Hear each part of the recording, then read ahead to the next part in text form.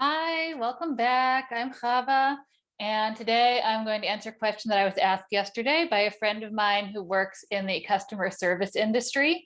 Her job is to help people enter their personal information correctly into all sorts of important online documents and forms.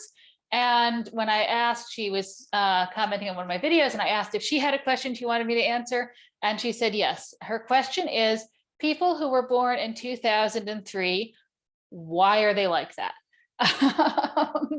So presumably the issues she's having are not with everyone who was born in 2003, but rather with the ones who find themselves calling second tier tech support a lot.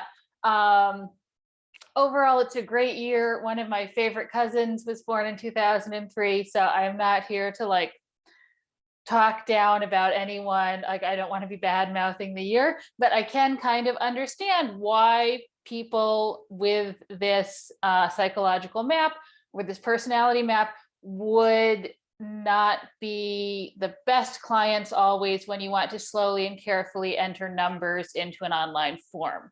So we'll go with a bit of an overview of what's going on with the energy in that year as a whole, and then talk about how that can express itself in helpful ways and in less helpful ways, depending on what you're really trying to get done in life. So 2003 is the end of the it's the end of the 10-year stem and root energy cycle. It's around to the middle roughly of the 12-year branch cycle. And so the energies that we're looking at, they're going to affect the whole year, are the root, the stem, and the branch. So the root energy for that year is the fire. And I'll explain what that means in a minute. The stem energy is the water, it's the yin water, and the branch energy is fire again. It's the yang fire. In fact, it's the yang heavenly fire. So that's like even more fiery. And so what happens when we bring these together is we'll have someone who's really all about connection, and they're all about expression and sharing things with other people, connecting to other people, communication, talking. And you might think that this is really good if you're trying to talk to them, but they're not always the best listeners. They can be really amazing listeners, but for them, like, what they're supposed to be doing in this world is finding information out and sharing it with other people. So if you are trying to explain how to type in your ID code into an online form, you might not register as like deeply essential spiritual information that they are tasked with sharing with the world, and you might have a hard time getting in through their need to share what's going on with them. Because what you really have in this year is you have a combination of the fire and that water energy and the root and the stem. They represent someone who's connected so deeply to the fire, to spirituality, to the heavens, to humanity as a whole. And what they've come here to do is they've come to listen. What they're on this planet to do is to listen to the things that other people can't hear and to share it. But for them, it's the sharing, and it's the making connections is like the primary thing, and the listening is in service of that.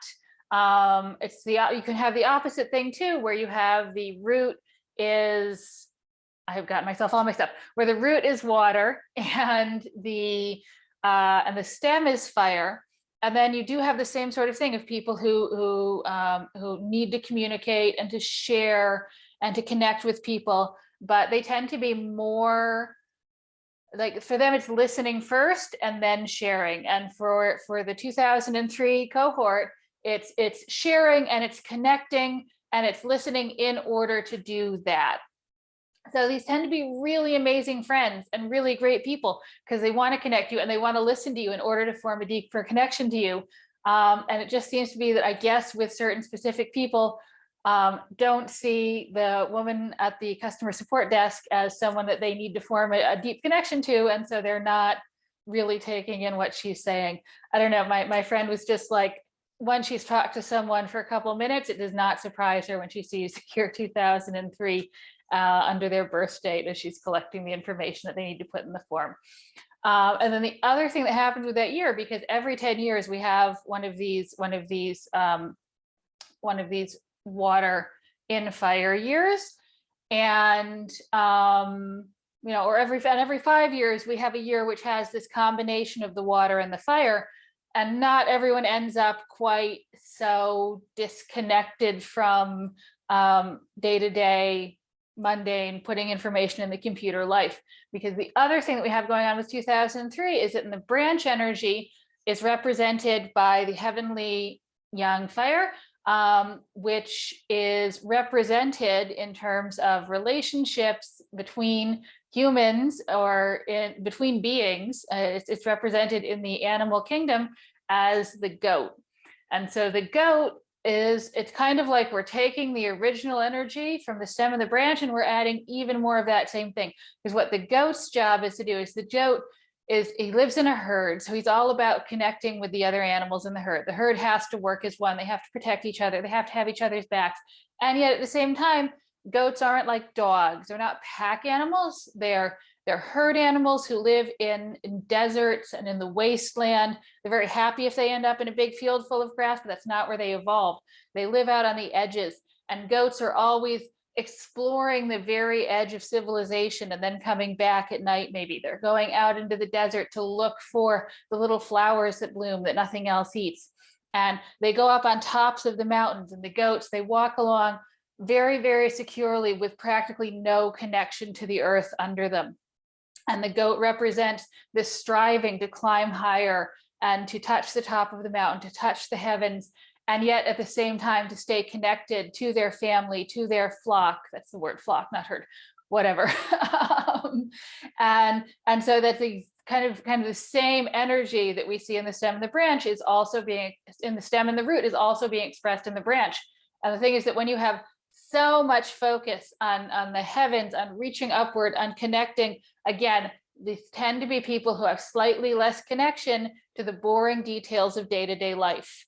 Because if like the picture I'm seeing in my head is this photograph I saw once, maybe in National Geographic or something, of this goat, and it's balanced on the very edge of the cliff on these tiny little hooves at the bottom of these thin little legs, and he's hanging out there perfectly happily. And he knows his family's there, and he can talk to them if he wants, and he doesn't really care what's going on under his feet, because he's looking up and he's focused on the top of the mountain.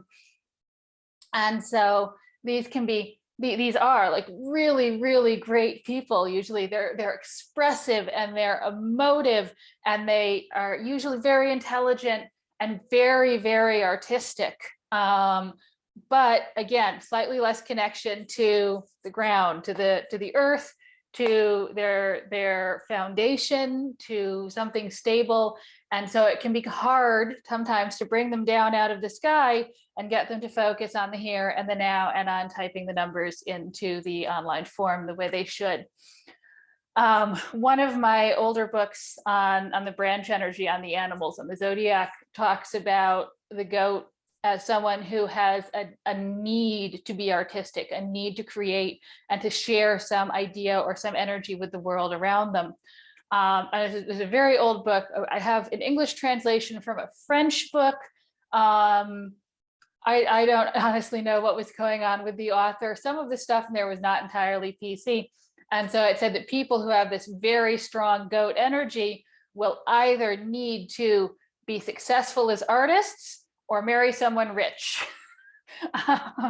Because you're never going to be able to make them focus on a just daily grind sort of job.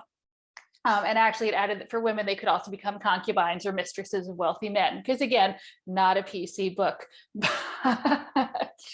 And when I said I have like one of my favorite cousins has this energy. She's got this goat energy, she's got this fire, she's got this water, and this extreme, connection with something spiritual and with something internal, at the same time making friends with everyone around her and learning things and sharing them, and very, very artistic and very aesthetic. So someone who's interested in both the content and the form, and in making sure that everything is done in the best possible way. But again, focusing more on the big important things and less on the small day-to-day things. So something to be aware of, I guess, if you were born in that year, or if you know someone who is. A lot of times I talk to people who have been feeling bad about themselves for 30, 40, 50, 60 years sometimes, because of something that's just, it's just the way they are, you know. Some people are big picture people, and some people are small details people, and some people are homebodies, and some people are more adventurous. And I have met people who felt bad about whatever it is that they're not as good as or not as connected to, in every realm. Like I've met people who felt bad they're not more career oriented, and people who felt bad they're not more family oriented, or they're not more extroverted, or not more introverted. So like what I really, really want to do with these videos and with working with people is just to explain that it's, you know, however you are, it's okay.